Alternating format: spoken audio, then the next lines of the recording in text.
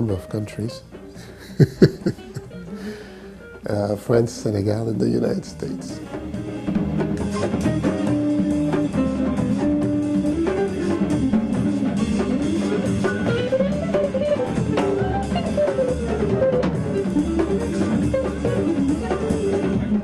It's a music that was partly known for its presence in the red light districts of the United States. Why? Because that's where African Americans lived. And so they expressed their art form in those areas.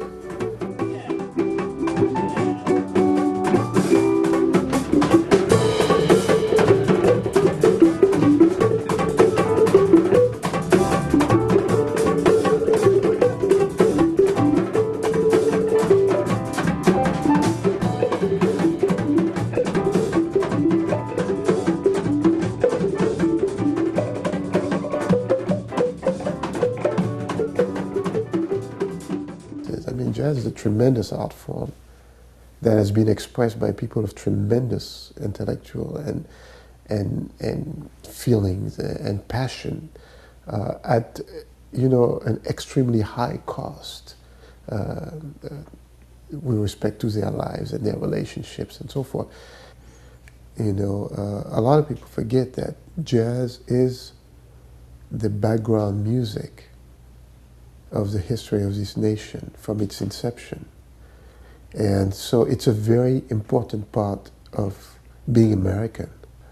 When you look at the reality of this music, you had people, who look at the names they gave themselves. Duke Ellington, Count Basie, King Oliver, Nat King Cole. I mean, these titles were in direct relationship to the commitment, to their music, to their art form.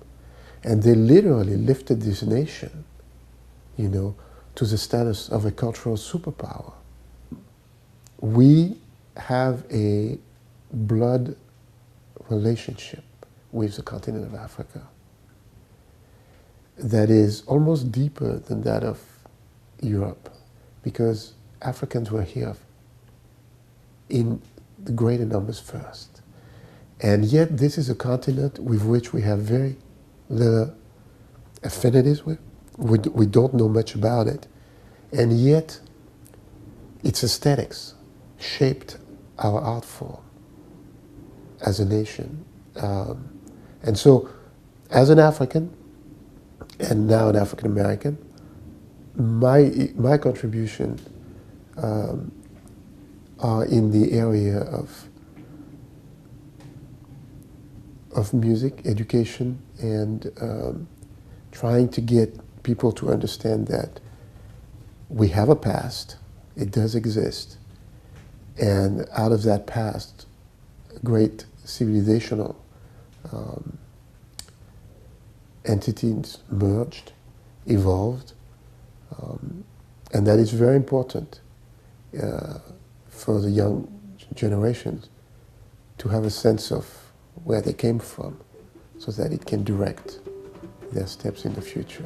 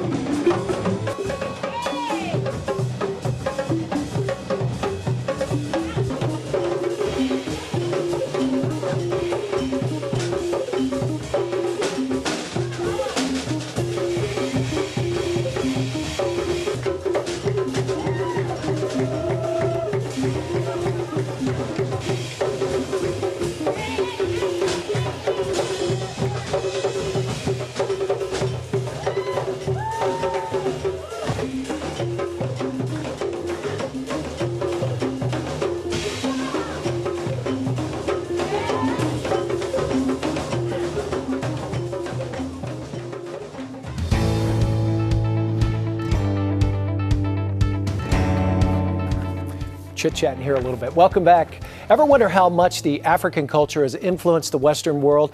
Well, our next guest, a Bay Area-based musician, he's a scholar, he's a professor, and a jazz club owner here in the city. Well, he wrote a book on just how modern jazz blues music is motivated by its African roots. Please welcome the author, From Timbuktu to the Mississippi Delta, How West African Standards of Aesthetics Shape the Musics of the Delta Blues. Pascal Bokar Chiam? Very good. How did I do? Pretty well? You did very well. Well, you know, I think a lot of us here in the States, growing up, you think of jazz, you think of Louis Armstrong, you think of New Orleans, you think it all kind of grew there. But you took it a little bit further because its roots really are based in Africa, but for some reason, everyone thinks it's the Deep South. Well, it is the Deep South when it comes to the United States, but I think one of the things that's very important to remember is that between the 16th century and the 19th century, we brought over approximately 12 million West Africans. And when you bring people over for that period of time, you bring them with their standards of aesthetics, their forms of expression in music, in religion, in beliefs, in food, and so forth and so on. And so when you look at the merging and the making of American music, which crystallizes into this tremendous art form, which we call jazz, which is going to make the United States a cultural superpower all over the world, it's important to realize that its architecture came from somewhere, and that it took some time to get there. And the standards of aesthetics of Africa were the foundation of American music, primarily because in the South, you know, in certain counties, Africans are the majority, in some places 4-1. Sure. So great concentration, and then this music evolves over time. You call it cultural amnesia. How the scholars kind of forgot when they were writing the history books about where this music came. And that was, I mean, here's your book right here. That was why you wrote this, right? To kind of set the record straight, so to speak? Yeah, and I think it's not so much to set the record straight, because, you know, what's interesting is that people know about it. I mean, when you go to Oxford University in England, or when you go to Harvard, they have all these books about West Africa and its culture and its empires between the 16th century and the 19th century. But somehow they never applied these standards of aesthetics and what they brought through the slave trade. And you know, the slave trade is sort of a difficult period of our history here in the United States. So academia has sort of an amnesia when it comes to that.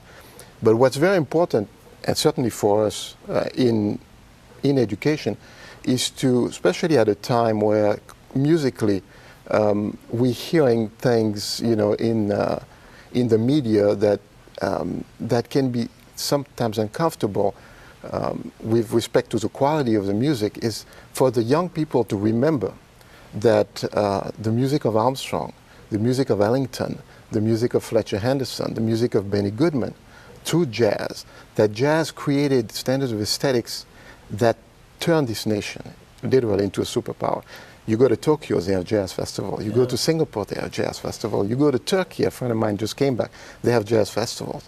And when you look at all of that, you realize how important this community coming from West Africa, because 99%, really, 99% of African Americans come out of the West. They don't come out of the South, they don't come out of the East, they don't come out of the North, they come out of the West.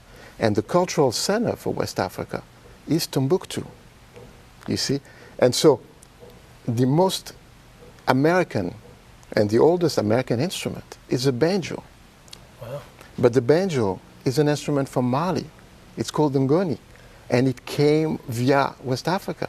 And what's very interesting is that when you listen to bluegrass music, you wouldn't have bluegrass music if you didn't have a banjo. No way. That's the whole sound. That's right. But there's no banjo in Ireland. There's no banjo in Scotland. Yeah. They found it here because these African American populations who lived on the banks of the Tennessee River played that instrument. You know, we're out of time. I can tell you're a teacher because I'm riveted, but your kids are very lucky to have you, and best of luck with your nightclub and your book as well. Thank you very much. Okay. For more African-based jazz from Pascal, visit Savannah Jazz Club in the Mission District, or check out his CD of the same name. And to purchase his book or to keep up with Pascal, visit pascalbokarchiam.com. That's our show, folks. Have a great weekend, everybody. We'll see you again next time right here on Bay Sunday.